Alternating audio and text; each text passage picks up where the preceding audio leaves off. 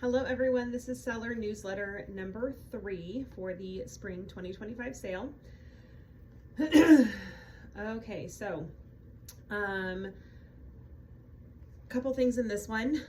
First off, how do you get paid? This is a question we get asked a lot. So first off, just be aware that we have to do some sale wrap up and things after the sale is over. If you aren't aware, we completely clear out of the armory after seller pickup, which means that we are pretty much nonstop going from like setup Wednesday night through Sunday evening. And so getting payments out, getting seller reports up, things like that have to just take a back burner until we are wrapped up and home. It's just kind of the reality of a sale, the way we run it. So know that payments will typically reach you within a week of the sale date. Okay, so some more details about that. Of course, if we run into technology issues, anything specific coming up that makes us want to make sure that our payments are correct before we send them out, could delay that. So just be aware that we ask you to allow at least 3 weeks for your payment. Never takes that long, but just be aware that that is a possibility should we run into issues. We just kind of want that to be transparent and kind of on the table. Okay, so our payment options are check in the mail or PayPal. Now, check is our default. So if we do not hear otherwise from you, you get a check in the mail sent to the address that is in your consignor workstation. If you would like PayPal, there's a link in the email to sign up for PayPal. Be aware you need to re-sign up for PayPal every single sale. So we do this because we want people to be able to change their minds. We also reuse consignor numbers, and so we never want to accidentally send the wrong person a payment. And so you have to re-sign up every sale if you want PayPal for this one. The way that we do it, it does not take a PayPal fee out on your end. It comes out on our end. It's through a system called Mass Payment. But because of the way that this system works, it has to take the money out of our bank account and put it into PayPal before it can pay you, which is a slow process. So we start that transfer as soon as we can, basically, but it takes a couple days for PayPal to get that done. The last couple sales, it's been Thursday, Friday, that the money actually transfers, and then we pay that just as soon as we can. I'm a big fan of checking things off my list, so believe me when I say the second that I can check off sending PayPal payments off my list is a joy, so I'm not delaying that. I do that just as quick as I can. However, if you do opt for checks, just be aware, we're all aware of kind of some of the realities about some of the postal mail arriving kind of slowly these days. So just be aware of that. We have had especially rural families who it can take up to 3 weeks for them to get their check. So just be aware of that. Should it get lost in the mail, should anything happen to it, it would be your responsibility to pay for that stop payment to issue you a check. So just be aware of that should you choose to go with check. Also, if you are doing check, especially make sure that your address and your consignor account is correct, because that is what the system is going to address your check to. So make sure that is accurate, because if it gets lost, sent to the wrong person, whatever, that's on you. So make sure that that is correct. Okay, so a few additional notes. First-time consignors, please make sure you are taking the time to read the instructions for our expectations for our sale. We want to be very flexible. We want to be very, helpful, but we also have to be pretty strict about requirements in order to make it a shoppable sale where people want to buy your stuff. So please make sure that you are familiarizing yourself with things. You should be getting, if you have not already, you should be getting a mailing that's got some kind of quick go-to use tools to make sure that you understand all of the requirements. So please make sure that you are familiarizing yourself with the requirements. If you have any questions, please let us know. We would always rather answer a quick question than have you feeling overwhelmed or making mistakes that are going to make it so that you can't bring your items to the sale. Couple quick tips.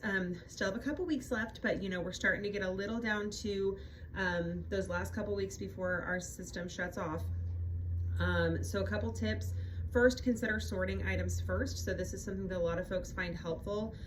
So going through and sorting by gender, size, getting all your books in a pile, getting all your toys in a pile.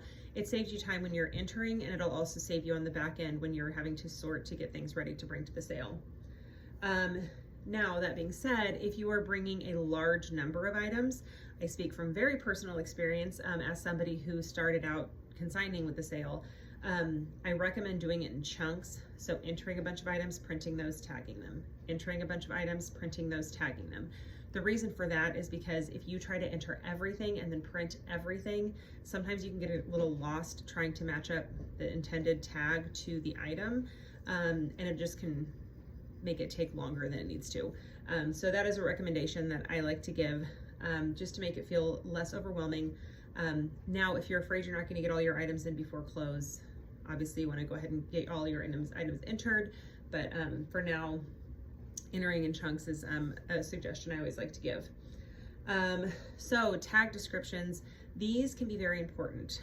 So for one, if a tag gets unattached at the sale, we can, first off, if we find a loose tag, we can match it up if we are confident that tag goes with that item. And we can also sometimes find the item in the system if the tag has lost the item, but the shopper still wants to buy the item. And so, for example, if you put on an item pink shirt, probably I'm not going to be able to match that. But if you put pink shirt with flower, with glitter flower or something like that, and the item I have is a pink shirt with glitter flower in the correct size, I can confidently match those items up. So the more descriptive you are, the better. The tag is also a great place to highlight things about the item that might catch a buyer's eye. For example, if it's an item that is new with tags, if it is a desirable brand, if it is a character or a sports team, something like that that you know is desirable. As shoppers are flipping through tons of items, sometimes that little thing can be what catches their eye and makes them snag your item. And then finally with tagging, do not save it to the last minute. So we are, again, trending high. If you're unaware, we do reserve the right to shut down item entry early if we are reaching a point where our items are we have too many. So with the exception of those who have super seller status from the last sale, your system could shut down early, where we would not allow you to continue entering items. If our sale is too full, there's too many items, we just do not have the ability to get all of those items taken care of properly. But then primarily, it just makes our sale unshoppable. It makes it so that it's overwhelming. There's too many items in that building. And the reality is just the number of shoppers that we can get in our building, in our area, is the number of shoppers we can get in our building. And so if there are too many items, your sell-through just goes down. And then you end up doing that work for nothing. So we would rather you have a positive experience overall, even if it means shutting down early, which we do understand is frustrating. That's why we put it off as long as we can, I promise. We will give warning if that's looking like it's gonna happen. We'll give a 5,000 item warning, which is typically about a day's notice, give or take. I can't predict the future, but so just be aware. We'll give a warning. We're not gonna do it without telling you, but yeah, be aware of that. So another thing is volunteer pre-sale spots are now open, so you can sign up in your consignor workstation for a volunteer spot. So as a seller, you shop at 6:30, but as a volunteer, you get to start shopping at 5:30, and then you can shop, until 9 when we close. So that is something we really encourage you to consider. You can then share your seller's pass with somebody else to be able to come shop. That is totally transferable, your seller's passes. It's gonna get you in early, get you some better items. Also, a well-staffed sale increases the chances of your items selling. It also will familiarize yourself with tricks that other people do, with seeing the pricing on things, with seeing how other people prepare their items, things like that. And it's a lot of fun. I started out as a volunteer with a sale long before I owned it, so I can speak from personal experience that it's fun. Some of the shifts have already filled up, so if you are wanting to volunteer, make sure you go look at that as soon as possible. All right, a couple more additional notes. I know this one's a little bit long, but we're getting kind of down to the wire. Please make sure you have your drop-off appointment made. So they are made in 15-minute windows, but plan on spending more closer to 30 to 45 minutes bringing in and putting away your items. The 15-minute window is just when you're going to arrive. So don't stress too much about that. Just make sure you allow yourself time to put that stuff away.